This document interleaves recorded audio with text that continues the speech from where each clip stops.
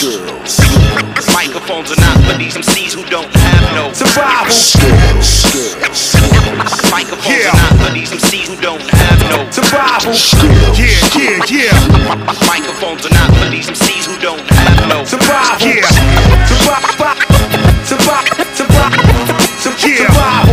You know, 5th round, I was ready, and I said that for the Romero fight and what's his name, Whitaker fight. I said, look how he looked in the 5th round. He's got gas. Don't get me wrong. He can crack. Same thing with Romero, but Romero and him, they don't have the same kind of spice as I do. You know, when I'm in the trenches, when it's time to go, I can go because I do it in the gym every day. You wanted Romero for your next fight. Look, I'm a charitable guy sometimes, man. I'm a charitable guy. You know, I mean, he's coming off 3 out of 4 losses, 3 in a row. So I'm like, yeah, but all of those could have been his. Yeah, I know. But and also the people, the casuals, they think this is the guy. Well, I think Brunson was the guy, and then Gaslam was the guy, and then Whitaker's the guy. So they think this is the guy to beat me. So I'm like, all right, this is my charity work for the year. Ooh, what's happening, Combat Fanatics? This is Myron Magnus in another segment of Sports Logics United. I had to play that clip real quick to give you some context to understand that Israel Andesanya called out Yoel Romero for this fight. Yes, Israel Andesanya called out Yoel Romero for this fight. He asked for Yoel Romero, which will give you the prefix of the point I will make later on, okay? To prove this fight being a dud is not Yoel Romero's fault at all. Now, Israel Adesanya is a marvelous talent. It will be a superstar, but he made a mistake here, and I'm going to break it down for you. Hold right up. Hey, Andesanya, why you calling me out, and now you run away? Why? I am Moscow and something like that. No, man, fight. Take it today. Call Dana White and say, give me the fucking date. Right? That's it.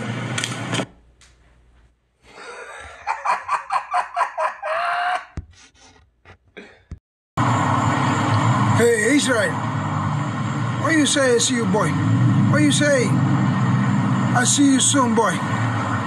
No. You don't need to say something like this. Give me the fucking day.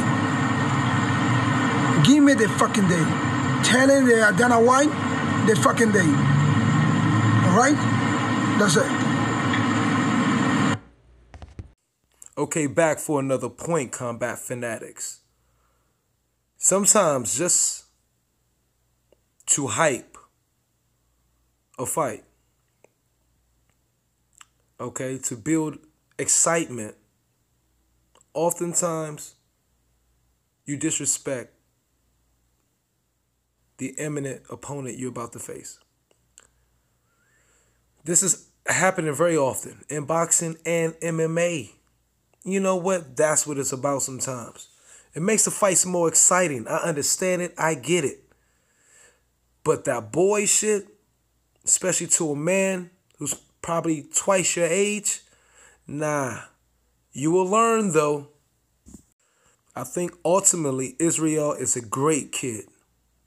But the hype, the millions of dollars like they always want to keep mentioning all the damn time can get to a youngin's head. But stay grounded, young bruh, all right? You don't have to disrespect your elders, especially if you're going to get your ass kicked.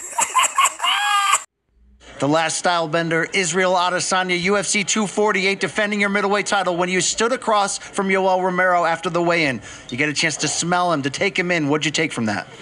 His eyes are dead. His left one's wonky. And a few other things I won't disclose, but you'll find out tomorrow night. It's fair to say he's as explosive or maybe the most you have ever faced. Do you have to alter your game plan when you're in there with an all-or-nothing guy who goes for broke? I mean, this is what I do. I adapt and overcome. I bend according to the style, so this is nothing new to me. Okay, this is where I chime in.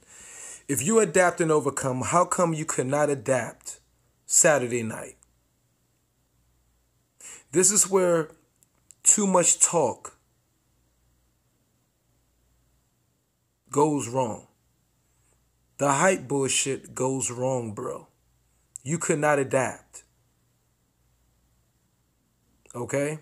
You are a wonderful talent, great counterpuncher, but it's obvious you need more effective offensive skills to learn how to initiate your offense instead of waiting for somebody to come to you before you can initiate your offense. That's what you lack. And that's unfortunately what Yoel Romero exposed.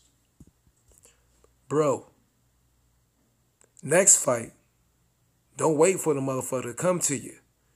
You better learn how to bring it to motherfuckers now.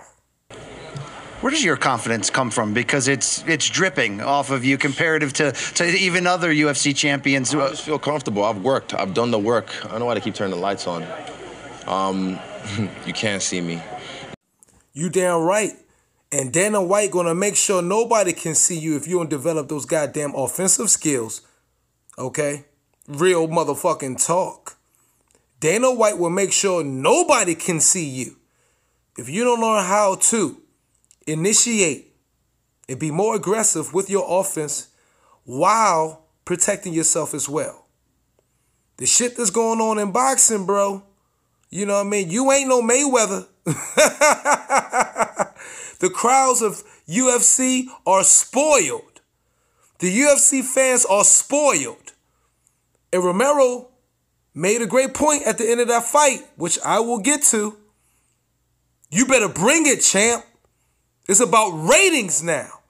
Not just a lot of hype talk, bullshit, smooth talk. Nah, bro. You gonna be out of this bitch real quick. And still, the undisputed UFC middleweight champion of the world, Israel, the lifestyle bender, Adesanya.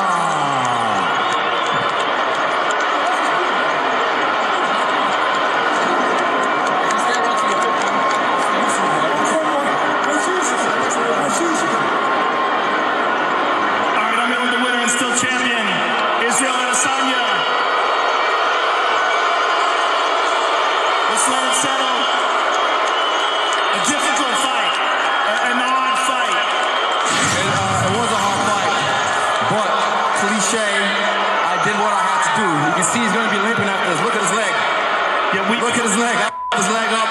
He touched me in the first round. That was the hardest shot he could land on me. And after that, I knew, okay, I can take his best shot. So I did what I had to do and picked him apart.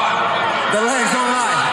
I his leg up. He was trying to do all the stuff to play it off, but I did what I had to do to win that fight. What did you expect coming into this fight from him, and what was different? Exactly that. He plays the game in lulls. He'll do all this to kind of like get you into a false sense of security. And my coach, Eugene, Mike, Andre, and Twist said, you need 25 minutes of sharpness and focus. And I was hoping to touch him a little more. But unfortunately, it's hard to engage with someone who doesn't want to dance. Yes, he fights in lulls. And so is you. And if your coaches are asking you to be sharp and focused the entire fight, well, that means sharp and focused offensively, right? Just as you'll be defensively. So you need to be offensively sharp and focused to do what? Lull his ass asleep. Like we say in boxing, bro, to be a true champion, you better learn how to fight on the front foot as well as the back foot. You can't be a counter striker all your life. And you did have a dance partner. He was in that ring with you the entire night. Now, I don't understand why you expect him to dance this exact same way you want him to dance or the way you prefer him to dance with you, knowing you're trying to bash his face in and he's trying to do the same thing at you. See, these little excuses is weakening you cats. I'll go back to the super bouts of UFC 2 and 3, please. Yoel, how did you feel about the fight?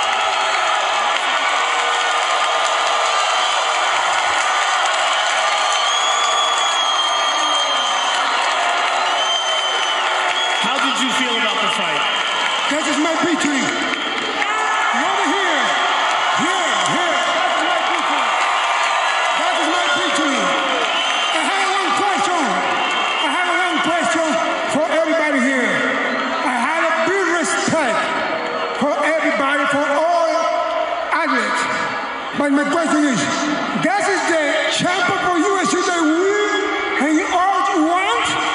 No, we want to fight. We want to fight the warriors. That's what we want to see here. The really warriors. Not like a ruling guy. No, no, no. The people want to see the really fight.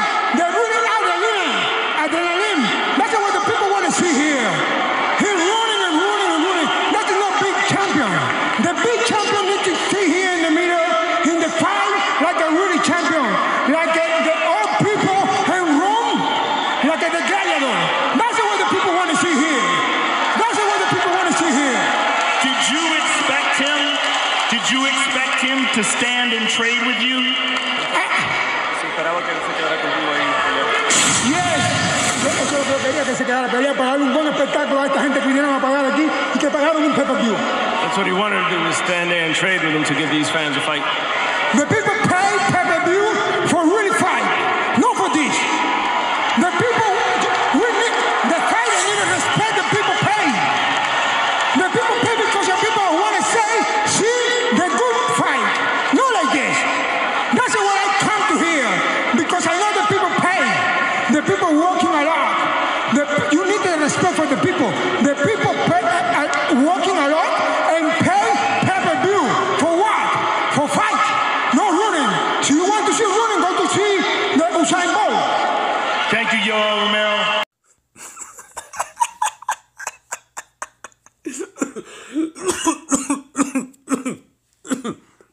The man say people play pay-per-view to see fight.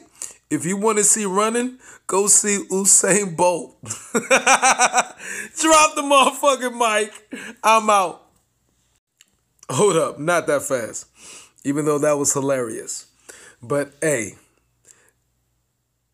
Yoel Romero made a wonderful point that will be definitely reverberated through the whole entire world.